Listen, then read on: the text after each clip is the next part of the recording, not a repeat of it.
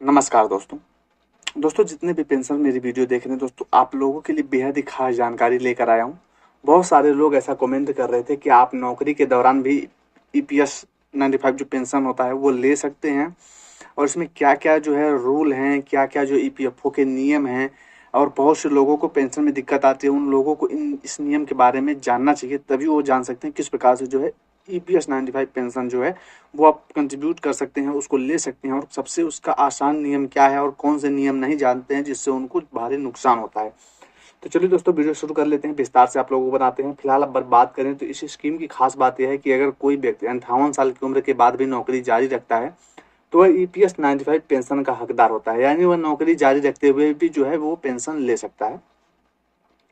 कर्मचारी पेंशन योजना एक रिटायरमेंट स्कीम है जिसे कर्मचारी भविष्य निधि संगठन मैनेज करती है। यह योजना ऑर्गेनाइजेशन सेक्टर में काम कर चुके रिटायरमेंट कर्मचारियों को सामाजिक सुरक्षा देने के लिए है। जो 58 वर्ष की उम्र में रिटायर हो चुके हैं उन्हें ईपीएस 95 पेंशन का जो लाभ है उनको साल 1995 में जो है ये लॉन्च किया गया था। जो स्कीम है वो 1995 में लॉन्च की गई थी। ऑर्गेनाइज्ड सेक्टर में काम कर रहे एम्प्लॉयज जो है ईपीएफ में जो योगदान देते हैं, ईपीएफ में जिनका अकाउंट होता है। ऑर्गेनाइजेशन में बात करूं तो प्राइवेट सेक्टर के जो कर्मचारी हैं, जो प्राइवेट कंपनी में काम करते हैं, जिनका ईपीएस में योगदान जाता है। इस स्कीम की खास बात करें तो अगर कोई व्यक्ति 58 साल की उम्र के बाद भी नौकरी जारी रखता है तो वह ईपीएस पेंशन का हकदार होता है, यानी वह नौकरी जारी रखते हुए भी पेंशन जो है वो ले सकता है।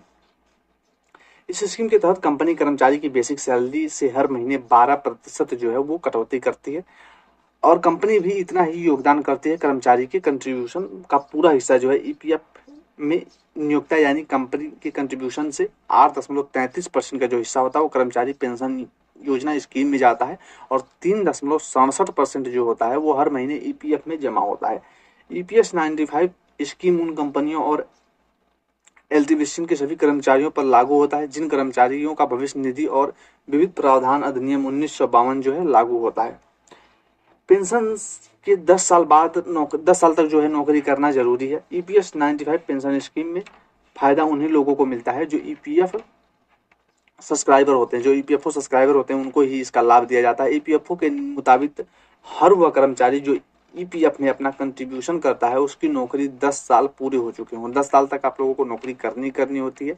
जिनकी उम्र 50 साल से अधिक है वो पेंशन पाने के अधिकारी हो जाते हैं। अगर नौकरी की कुल अवधि 10 साल से कम है तो पेंशन के लिए जमा राशि को बीच में भी जो है कभी भी निकाला जा सकता है। ऐसा होता है कि अगर आपने 10 साल नौकरी नहीं की, 9 साल की, तो जो आप लोगों का जमा पैसा है उसको निकाला जा सकता है, वो पैसा आप ले सकते हैं। लेकिन अगर आपने 10 साल नौकरी कर ली है तो वो पेंशन आपका पेंशन स्कीम में जाएगा, और वो आपको 50 साल के बाद जो है आप उसकी पैसा लेने के हकदार हो जाते हैं, पेंशन पाने के हकदार हो जाते हैं।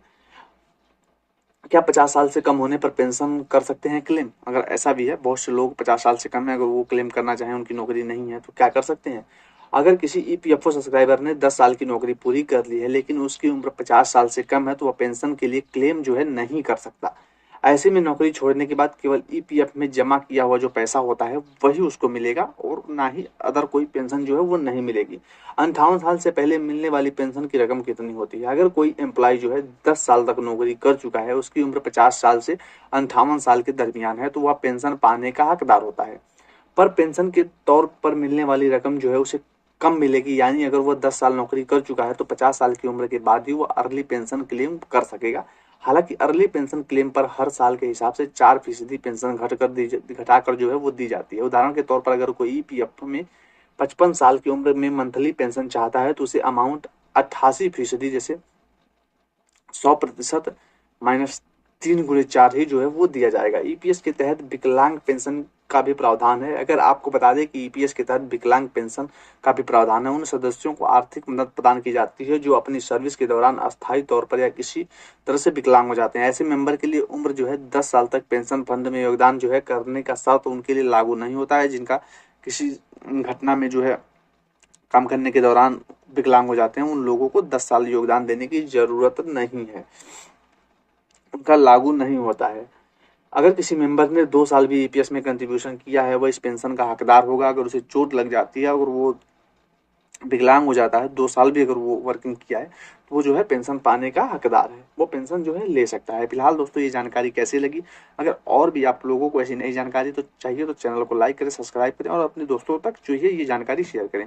फिलहाल दोस्तों वीडियो कैसी लगी कमेंट के माध्यम से बताएं। हर किसी का जो है कमेंट मैं रिव्यू करता हूँ, हर किसी का कमेंट देख के उसको मैं बताता हूँ। चलिए दोस्तों मिलते हैं नई वीडियो में, तब तक के लिए थैंक यू।